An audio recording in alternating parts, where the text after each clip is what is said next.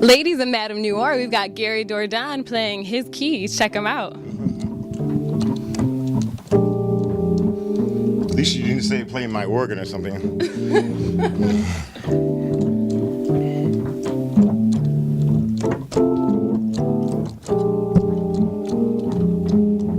We'll be here all week, folks.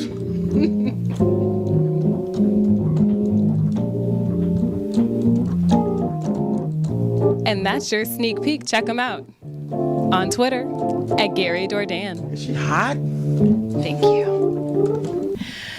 Hey everyone, it's Victoria Adele here with Gary Dourdan for MadameNoire.com. How are you today? Fantastic. How you doing? Doing wonderful. Thank you so much for inviting us and speaking with us. Thanks for coming. So give us a little background, where you're from, you know, how you got in the acting business, and you don't have to tell all the goodies because those questions are coming later. I see. Yeah. Well, it was all a fluke, I think. I'm from Philadelphia. I was born and raised in Philadelphia and South Jersey. And I spent about 20 years in New York, in Brooklyn. And I moved my way out here to California about 10 or so years ago. I think what moved me out here was a different world. It was my first TV job. Before that, I was just doing music videos and playing in bands back in New York, and musical theater, doing theater back in New York. And I started in this place called Freedom Theater in Philadelphia. It was a theater and arts program that's still going on, actually, now. So check it out if you're in Philly, Freedom Theater. Put your kids in it. It works. So you always end up in roles with these hot leading ladies. How does that happen?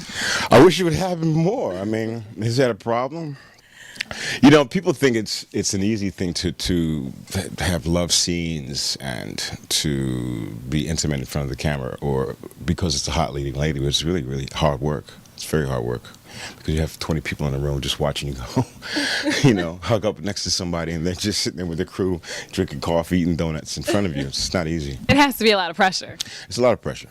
Okay. But it helps if you have good chemistry. Okay. And Janet, good chemistry? Absolutely. She's beautiful. And is spirit inside and out. But her boyfriend was directing, so that kind of made things a little... Ooh.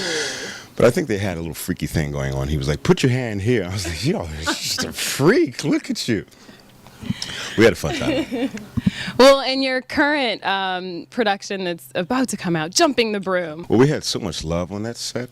It was such a great time that we had up there. We were all stuffed up in some part of Canada, like, you know, I can't remember the name of the part of Canada, but there was just us, you know. It was a beautiful time, though. We all sat around and ate dinner and talked about our hopes and our dreams going forward. And it was such a good vibration on that set. And I hope to work with those people again, some of them again. Angela Bassett's awesome. You know, we had Angela Bassett, we had Megan Good. We had so many gorgeous women on the set. And me and Laz Alonso, were sitting around talking, watching all these gorgeous women pass by. And we were like, who's the dime here? Who's the 10? And it turned out to be Angela Bassett every time. She just has great bone structure. And she's just a honey, you know? So, sorry, Courtney. So, I was doing another job in France at the time, and they called me and they were like, Gary, you know, we want you to play this chef role. And I was like, well, that's great, because I was a chef coming out of high school, so it was not a stretch for me to do. And so that was another question. You're a chef. It looks like you're, I don't know, fishing for oysters. Is that the wrong terminology? Yeah, I think it was mussels or something like that. Mussels. Yeah. Okay, great. So you already knew how to do all this. Well, not fishing for mussels. I'm not a seafood chef, but I did work at Red Lobster when I came out of high school. So you can throw down in the kitchen. Yeah, I can get that.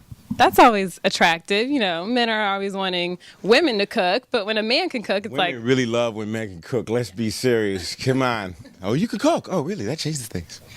So give us a little more insight about your character. Well, my character is a chef who ends up seducing one of the bridesmaids, played by Megan Good. And that was hard. And what was the hard part about it? Megan, Seducing her, or? I'm being sarcastic. That was the easiest job I've ever had, actually. Megan Good and I had met years ago, probably at an industry party or something like that. And she's so attractive. She's so cool at the same time. And she has a band as well. So we had a lot to talk about. Okay. And it was good to finally work together. There's so many instruments in here. I didn't know you were a musician. And, you know, I played music in New York for many years before I actually became an actor. And something had to give. Yeah. You know, we were starving in New York, eating spam out of cans, trying to make a living. And I got a job on a TV show, and that changed a lot of things. It changed a lot of things. And so now I think I would like to shed light on your music career. Tell me, you're doing a lot of international performances. You have a band you've been with since '94. Yeah, we had a band in New York called the Bell Cafe because we played at a place called the Bell Cafe every Sunday. And it was sort of like an acid jazz funk rock thing that we had going on. We had a lot of people sit in. And I think Guru came by and sat in one night, and just different rappers and different musicians came. The guitarist for the Roots actually played with the Bell Cafe for many years. And we had a lot of great guests come in, and I used to do poetry, and I used to play guitar for the band. And we stayed together for about 8 or 9 years. And then we all broke off and did our different things, and one of the things that I went to do was a different world. What instruments do you play? I play guitar, play keyboards, bass, whatever the track needs. Give us 5 things that people might not know about you. 5 things that people might not know about me. Let's see, we can go back into the time warp capsule. They probably didn't know that I was in the Eric B. and Rakim's video, Move the Crowd. That was my first time on film. Fab Five Freddy gave me my first shot on film. So if you look back in that video, you might just catch my face. And people don't know, obviously, a lot of people in America don't know that I play music, that I've been recording under pseudonyms for a while, so they might catch me. You can go to Temple of Thoughts. I'm going to plug myself right now. It's just a selfless plug. TempleOfThoughtsMusic.com and download some of the things that we're working on right now. And what else? 5 things. It could get kind of secretive, trying to get through the flow. You know, I come from the school of save your privacy because the tabloids will trash you. You have a lot going for your look. How has that affected the roles that you get casted in? Well, or how has it hindered them as well? At first, it seemed like a hindrance because, I came into the game and I had locks. So a lot of people would say, how do you even work with locks in this game? And after a while, times change. People start, as I said, looking for non-traditional roles or non-traditional casting to fill roles. So it got to be about how many roles I was getting because of my look instead of how many roles I wasn't getting.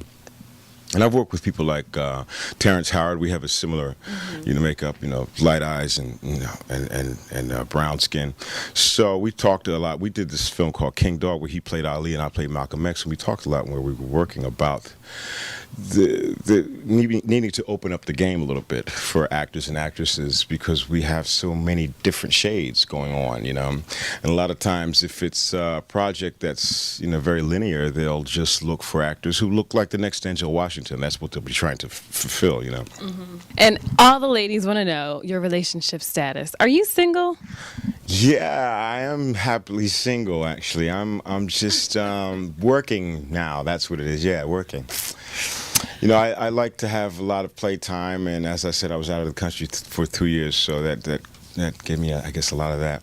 But now it's just been about really trying to just keep my butt in the studio and get some work done. But I do have my moments of playtime that I need. We can't all just work. It would make Jack a dull boy. You have 2 lovely kids. Yeah. How's fatherhood? Fatherhood is awesome.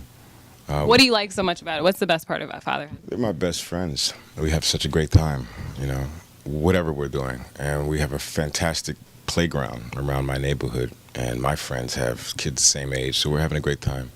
Just doing kung fu with each other, riding skateboards or riding bikes. We're having a great time right now. They keep you young? They keep me young. And my daughter's keeping me straight because she's so fashionable. Between her and my niece, I know what to check out. Dad, it sucks. What are you trying to dress me in?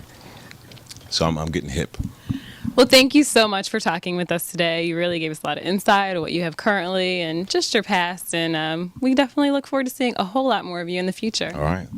Nice to meet you, Victoria. You too. Cheers. Hey, this is Gary Dourdan. You're watching me on Madame Noire. Follow me on Twitter at Gary Dourdan.